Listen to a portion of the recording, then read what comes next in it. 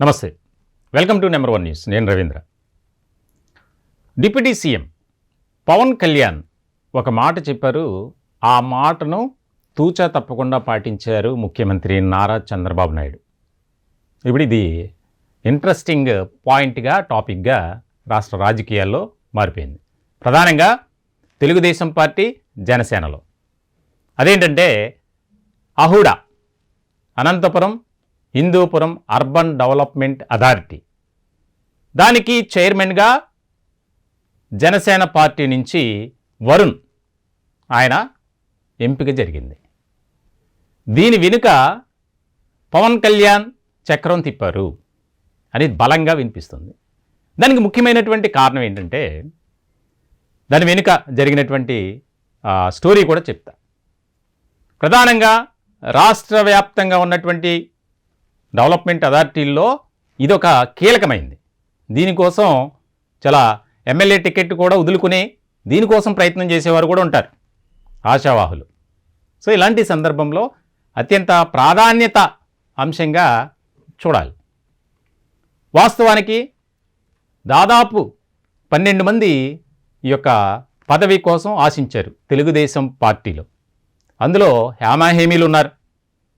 రాయలసీమకు సంబంధించి MLA ticket ఆశించి చంద్రబాబు నాయుడు వారికి ప్రామిస్ చేశారు. అటువంటి వారిని కూడా పక్కన పెట్టి జనసేన జిల్లా అధ్యక్షుడికి ఆ పదవి అప్పగించారు. చాలా ముఖ్యమైనటువంటి అంశంగా దీనిపై చర్చ జరుగుతుంది. వాస్తవానికి నారా చంద్రబాబు నాయుడు ఈ పదవి కోసం తెలుగుదేశం పార్టీలో ఉన్నటువంటి అక్కడ స్థానికంగా ఉన్నటువంటి ముఖ్యమైనటువంటి నేతల్ని 5గురిని సెలెక్ట్ చేశారు. వారు జేఎల్ మురళి, వెంకట శివ యాదవ్, శ్రీనివాసమూర్తి, నరసానాయుడు, అలాగే ఆదెన్న. వీరిలో 2ని సెలెక్ట్ చేశారు.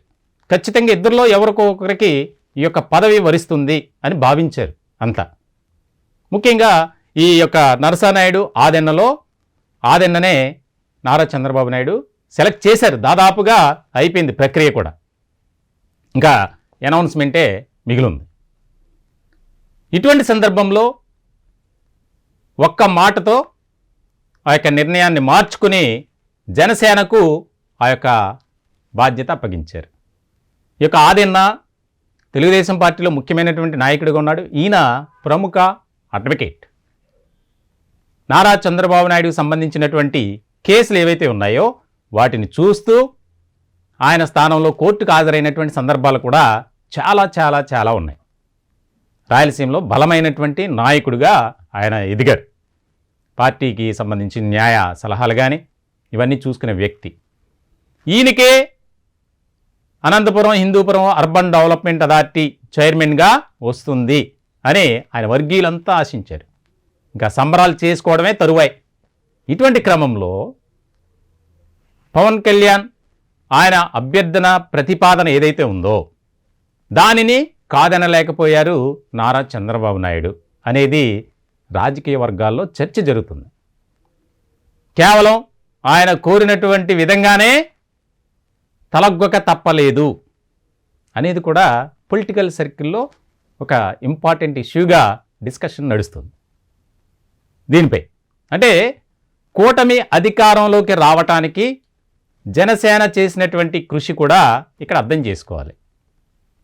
ఆయన ఇప్పటి వరకు ఏదైతే ప్రతిపాదన పెట్టారో, మా పార్టీలో ఉన్నటువంటి ఈ వ్యక్తికి ఈ పదవి ఇవ్వాలి, ఈ ఎమ్మెల్యేకు మంత్రి పదవి ఇవ్వాలి అని చెప్పినటువంటి వాటిని ఎక్కడా కూడా తిరస్కరించలేదు, వెనుకడుగు వేయలేదు అనేది ఒక చర్చ కూడా నడిచింది గతంలో.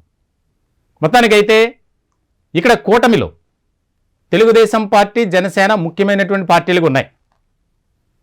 బీజేపీ అంతర్భాగం అయినప్పటికీ ఒకవేళ జనసేన ఏమైనా నిర్ణయం తీసుకుంటే తెలుగుదేశానికి చాలా ఇబ్బందికరమైనటువంటి పరిస్థితులు ఏర్పడతాయి అనేది ఇక్కడ ముఖ్యమైనటువంటి అంశంగా మనం చూడాలి.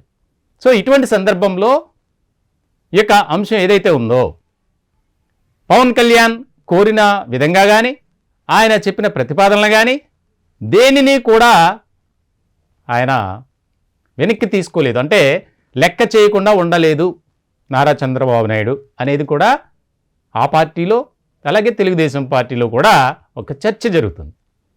పలానా వ్యక్తికి ఎమ్మెల్సీ ఇవ్వండి, ఓకే, పలానా వ్యక్తికి మంత్రి పదవి ఇవ్వండి, ఈ శాఖ మాకు ఇవ్వండి, ఈ యొక్క కార్పొరేషన్ చైర్మన్ పదవిని మా నాయకుడికి ఇవ్వండి.